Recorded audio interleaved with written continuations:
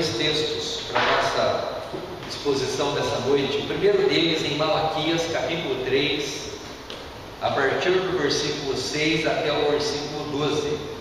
Esse primeiro texto fala sobre a questão dos dízimos que foram instituídos no Antigo Testamento. A gente vai fazer aqui um breve relato histórico de como que o dízimo tornou-se uma prática no contexto da nação de Israel. E o segundo texto que nós leremos, ele fala sobre uma passagem que fala sobre a oferta, sobre um contexto específico da oferta que era trazida para a igreja, para o templo da época em questão. Malaquias capítulo 3, a partir do versículo 6, eu vou ler o versículo 6 e gostaria que todos os irmãos participassem dessa leitura, cada um lendo um versículo. Diz assim: porque eu, o Senhor, não mudo, por isso vós, ó filhos de Jacó, não sois consumidos. Desde os dias de vossos pais, vos desviastes dos meus estatutos, e não os guardastes. Tornai-vos para mim, e eu tornarei para vós outros, diz o Senhor dos Exércitos. Mas vós dizeis: em que haverá de tornar? Poupará o homem Deus, todavia vós não faz contigo, e roubamos dos filhos e dos velhos. Todos vocês são cansados, porque a mim vai, vós a nação toda. Já tive todos os dias uma casa de tesouro, para que haja alimento na minha casa, provai-me isso, diz o Senhor dos Exércitos. Se eu não abrir a janela do céu, não me parte do pavimento, sem medida. Por vossa causa repreenderei o devorador, para que não vos consuma o fruto da terra, a vossa vida no campo não será estéril, diz o Senhor dos Exércitos. Todas as nações vos chamarão felizes, porque vós sereis uma terra deleitosa, diz o Senhor dos Exércitos. Isso, o segundo texto, Marcos, Evangelho de Marcos, capítulo 12, verso 41 ao 44. São apenas 4 versículos. Eu vou ler o 41 e assim o irmão que encontrar também pode ler, cada um lendo um versículo. Assentado diante do gasofilácio, observava Jesus como o povo lançava ali o dinheiro. Ora, muitos ricos depositavam grandes quantias. Vindo, porém, ao viúvo pobre, depositou 2 pequenas moedas que os clientes estavam no caverna. Chamando seus discípulos, disse: em verdade vos digo que esta viúva pobre depositou no gasofilácio mais do que fizeram todos os ofertantes.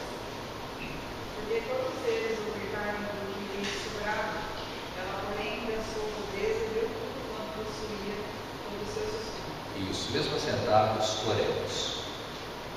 Senhor nosso Deus, que o Senhor abra os nossos olhos para que nós percebamos a riqueza e a importância de estarmos diante da Tua Palavra, que é a fonte da sabedoria, do entendimento, do discernimento.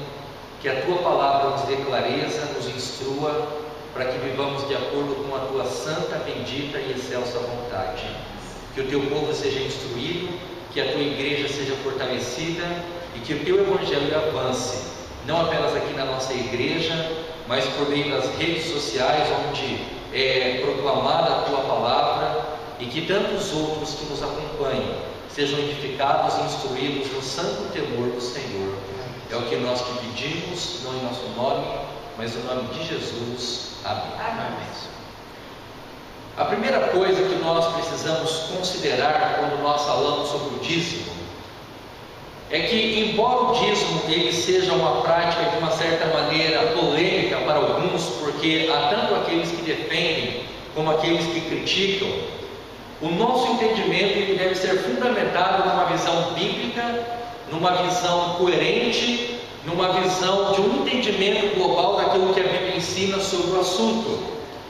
É importante nós pensarmos, antes de mais nada, que para aqueles que criticam a prática do dízimo, geralmente eles o fazem dizendo que o dízimo era uma prática apenas da antiga aliança, uma prática restrita apenas ao Antigo Testamento, especificamente à nação de Israel, e que a obrigação de dar o dízimo ou de devolver o dízimo nos dias atuais não passa de um legalismo ou não passa de uma prática sem sentido, da qual Cristo já nos libertou através da sua obra. Para aqueles que defendem a prática do dízimo, é o pensamento totalmente inverso, porque acreditamos que é um princípio bíblico com valor permanente, e quando o cristão ele olha para o dízimo, ele não olha para uma mera obrigação, mas ele vê o dízimo como uma oportunidade de participar ativamente do sustento da obra e da proclamação do Evangelho, assim como um todo. Mas a questão central, se nós analisarmos bem, ela não gira em primeira instância sobre a questão do dízimo em si mesmo.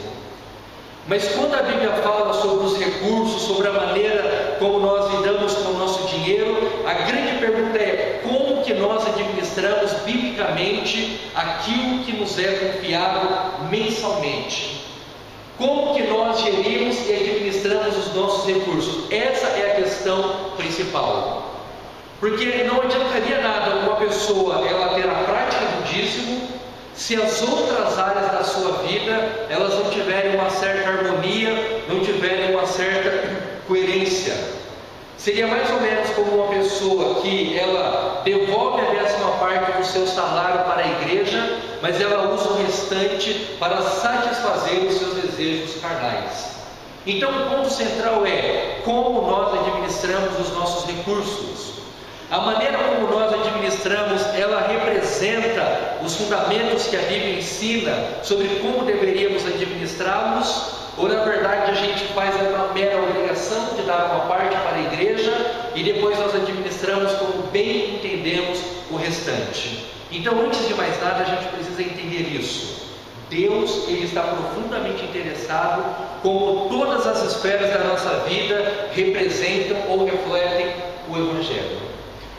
A prática do dízimo, antes de mais nada, ao longo da história, ela começa muito antes da lei.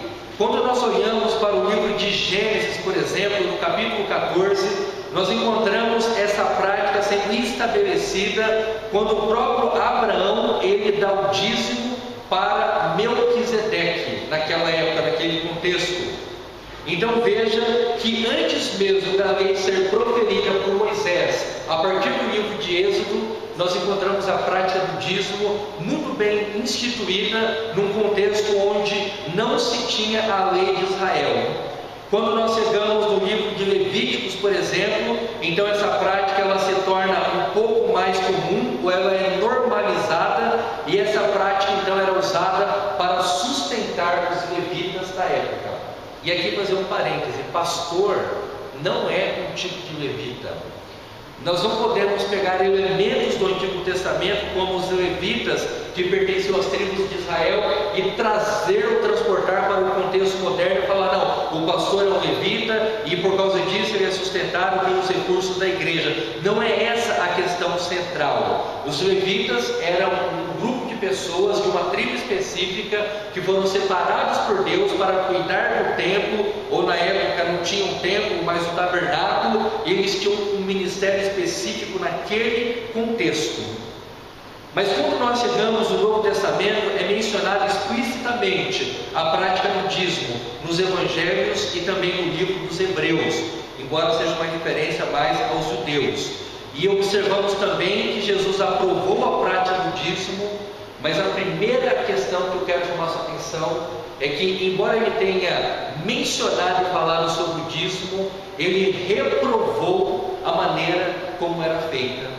Porque lá em Mateus capítulo 23, no versículo 23, diz que os religiosos da época, eles eram muito cuidadosos em dar o dízimo da hortelã, dar o dízimo de pequenas porções, mas eles pervertiam os outros mandamentos e as outras leis para não serem cumpridores. Por esse motivo, eles são chamados como filhos do inferno 2 vezes. Então veja, essa prática ela é normal, ou ela era comum no relato dos evangelhos, mas quando nós chegamos nas cartas de Paulo, nós não encontramos mais referência dos dízimos, mais referências a ofertas. Por quê que nós não temos mais referência ao dízimo e apenas referência às ofertas? será que não era mais uma obrigação? E essa resposta é muito simples, porque na época do Novo Testamento nós não tínhamos templos, as igrejas se reuniam na onde? Na igreja primitiva? Nas casas. Todos os grupos de oração, de estudo e de pregação funcionavam nas casas, que na minha opinião é uma prática muito saudável que vem sendo resgatada por muitas igrejas, onde eles formam grupos de estudos nos lares, não desprezando a igreja naturalmente. Naquela época, alguns líderes eles tinham o seu próprio trabalho. No caso do apóstolo Paulo, ele era um fazedor de tendas. E naquela época, as ofertas que eram levantadas, elas eram levantadas para um objetivo específico: cuidar dos carentes, dos necessitados. Inclusive, nós temos uma referência a uma oferta que foi levantada pelas igrejas não judaicas e foi enviada para os judeus para ajudá-los numa necessidade específica deles.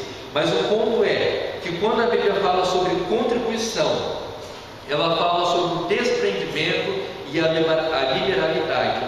Mas a prática do dízimo em si, se nós analisarmos bem, ela foi passando por muitas mudanças ao longo dos anos e da história, e talvez o pior ponto da história foi quando na Idade Média a Igreja Católica Romana ela começou a usar a prática do dízimo para aumentar o seu poder financeiro, oprimir os mais pobres, ampliar os seus horizontes e fazendo de uma certa maneira uma prática perversa com o uso do dízimo. Mas a pergunta é, hoje, como nós devemos olhar para essa prática?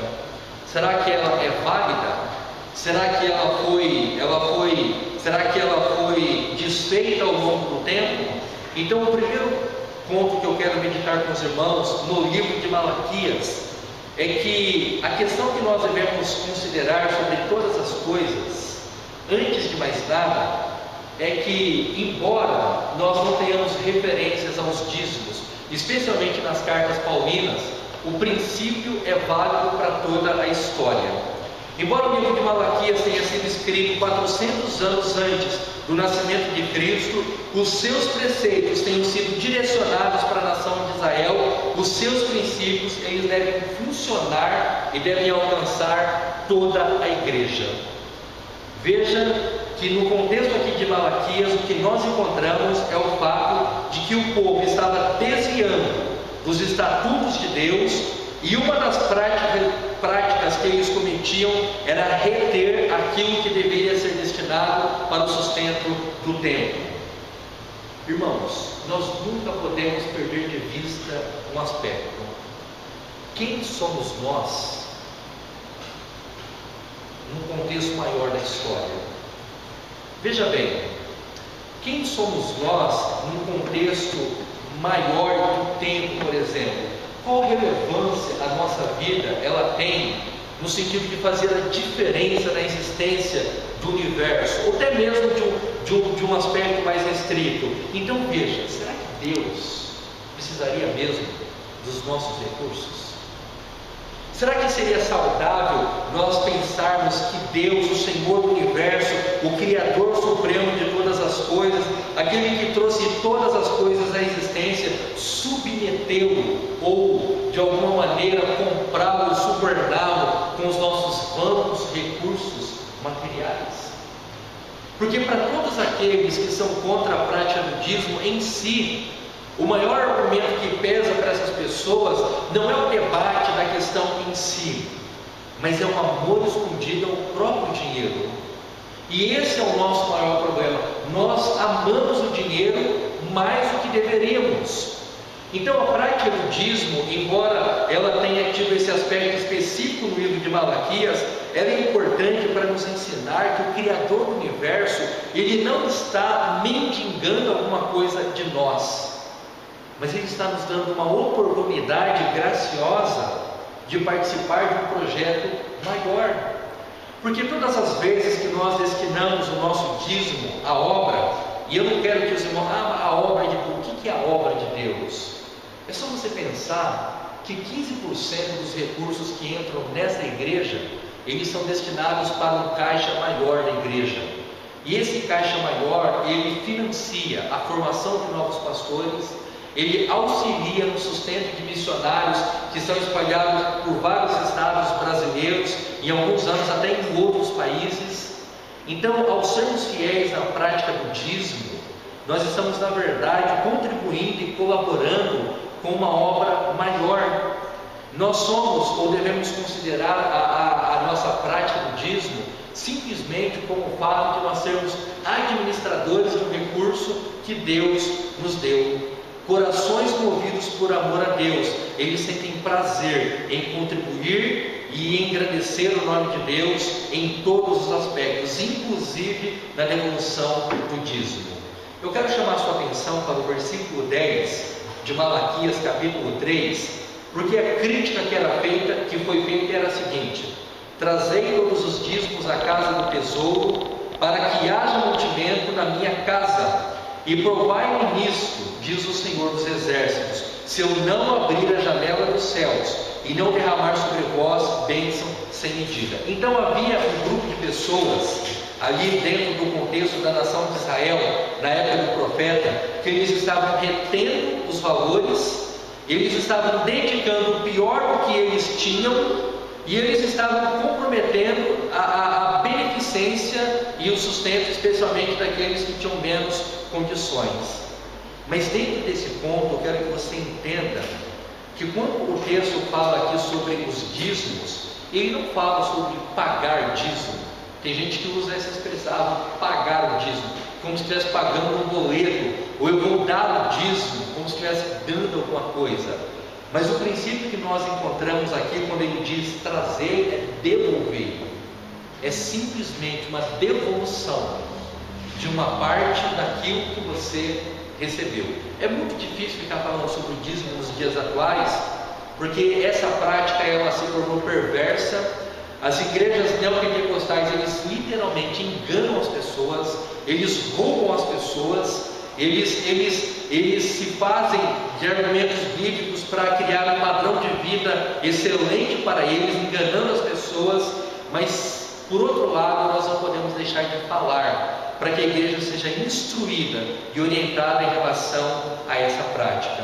Os dízimos e as ofertas, eles proporcionam os recursos necessários para o sustento da obra local e da obra geral. E lembrando também que os mesmos princípios que se aplicavam à nação de Israel, eles se aplicam à igreja, porque a nação de Israel era a igreja do Antigo Testamento, e a igreja do Novo Testamento é o novo Israel, por assim dizer. Então, pela lógica, se nós recebemos dádivas de Deus, nós devemos demonstrar com gratidão. E um critério interessante: tudo que a nação de Israel teve ao longo dos anos foram apenas as promessas.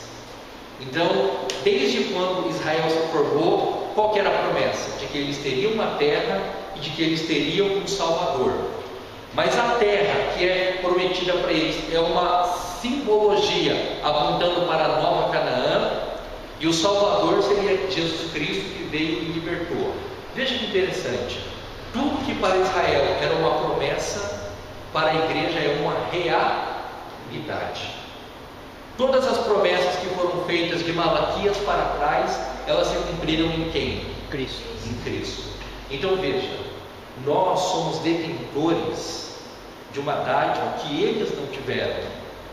E mesmo assim, embora não em todo o período, mas sempre existiram as pessoas fiéis. Pela lógica, se nós vivemos uma época de uma dádiva maior, porque nós já vimos o acontecimento das promessas e temos na nossa mão todos os manuscritos que registram a história de acordo com o plano de Deus, a história da redenção, isso não deveria nos levar a uma gratidão maior? Isso não deveria nos levar a uma reflexão maior de retornarmos em proporções maiores aquilo que nós recebemos? Por isso, o dízimo, ele não é o teto da contribuição, mas ele é o piso da contribuição. E o dízimo é apenas uma parte daquilo que nós consagramos, porque é tão importante quanto devolver o dízimo é consagrar a nossa vida no serviço do reino. E a segunda parte, essa é mais objetiva. Eu quero que os irmãos abram lá em Marcos capítulo 12, porque ela fala mais particularmente sobre a oferta.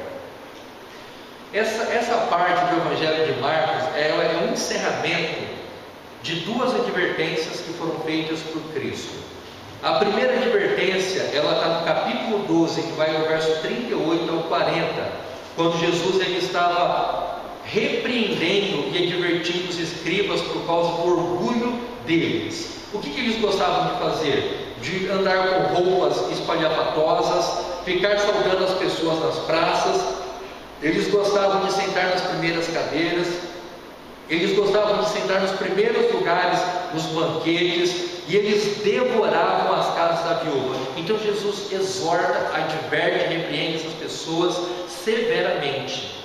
A segunda advertência foi o que nós lemos, era contra o orgulho dos ricos. Porque veja bem, no versículo 41, na parte final, diz que os ricos depositavam o quê?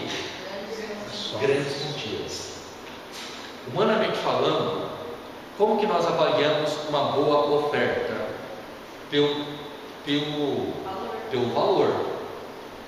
Por que infelizmente, dentro dos círculos religiosos, as pessoas mais ricas, elas são mais apreciadas? Porque é uma valorização do poder financeiro que a pessoa tem. Isso é muito nítido em qualquer coisa. Se a pessoa tem dinheiro, ela acaba tendo acesso a lugares e a coisas que as pessoas mais humildes não têm, inclusive no contexto religioso. Mas nesse contexto aparece uma mulher, nós não sabemos o nome dessa mulher, nós não sabemos dos problemas dessa mulher, nós não sabemos absolutamente nada dessa mulher, simplesmente que ela subiu lá no lugar onde eles estavam depositando as ofertas, que era um lugar específico lá, era na verdade um gasofilaço que tinha um formato de 13 arcas em formato de trombetas, onde as pessoas iam passando e depositando. E essa mulher foi lá e depositou 2 moedas. O que é interessante é que Cristo estava ali observando. As pessoas que passavam colocavam muito, eles se sentiam o máximo. Mas a pessoa que mais chamou a atenção de Jesus foi aquela mulher, porque proporcionalmente falando, ela deu tudo que ela tinha. Veja, seria muito fácil para uma igreja neopentecostal usar esse texto para sair mandando todo mundo vender tudo que tem e dar para a igreja, que é precisamente o que eles fazem. Mas o que Jesus está valorizando aqui nesse contexto específico, primeiro, criticando a hipocrisia dos ricos, e segundo, valorizando a nobreza dessa mulher. Ele deixa bem claro, é uma viúva pobre. Viúva pobre. Viúva, para começar. Isso. Não tinha marido, não tinha mais. Não tinha recurso. O provedor do lar Exatamente. seria algo que a gente, vamos supor, seria importante, né? Exatamente. Ela não tinha, ela era uma viúva. E depois Jesus estava dizendo que ela era pobre. Sim. Pobre. Pobre no sentido mesmo de... Não é que nem uma viúva pobre hoje, que é assistida por uma entidade social. Não. Essa mulher era realmente uma pessoa miserável. Ele diz aqui que ela deu do seu sustento, todo o seu sustento. Exatamente. Então, o que ela tinha, Ela deu. E o ponto que Jesus está dizendo é o seguinte: essa mulher demonstrou um desprendimento que os outros não mostraram. Essa mulher mostrou exatamente aquilo que o jovem rico não tinha. Porque quando Jesus falou para o jovem rico, vende tudo que você tem e dá aos pobres, o que ele sentiu? Tristeza. E para muitas pessoas, quando elas vão dar o dízimo, elas também sentem tristeza. E por que esse sentimento acontece? Porque nós estamos mais apegados a um papel que tem valor monetário do que deveríamos. Então Jesus está desprezando e advertindo o orgulho dos ricos, e ele está enaltecendo o desprendimento de uma mulher que não tinha nada, mas o pouco que ela tinha, ela deu, como que dizendo: Senhor, eu estou totalmente aos teus cuidados. Muito mais. Tão rica que a história dela está registrada na Bíblia. Tão rica que a história dela é usada hoje como um exemplo de pessoa generosa. Então eu gostaria de encerrar a nossa reflexão perguntando: Com qual grupo nós nos identificamos? E ainda pensando mais ainda, a graça de Cristo na vida dela. Exatamente. Que é o mais importante. Exatamente. Isso. Eu estava ali observando, imaginando a cena, e Jesus ali sentado. Exatamente. Aí, E talvez aqueles homens pensando, agora eu vou impressionar Jesus, hein? Olha que eu, usando uma palavra moderna, olha o cheque que eu estou dando.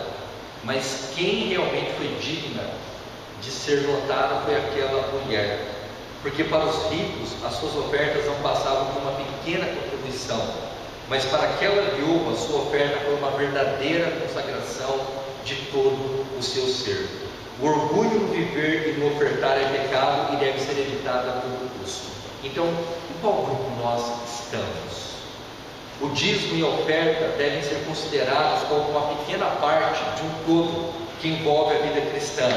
São oportunidades de demonstrarmos nossa fidelidade e obediência, de combater a ganância do nosso coração e de combater também a dependência que o dinheiro nos dá, ou a falsa sensação de dependência que o dinheiro nos dá, além de desenvolver a generosidade e de nos lembrarmos que Deus, o nosso Criador, não precisa dos nossos recursos, nós é que precisamos do sustento do Senhor. Amém? Nós vamos nos colocar em pé, vamos louvar ao Senhor.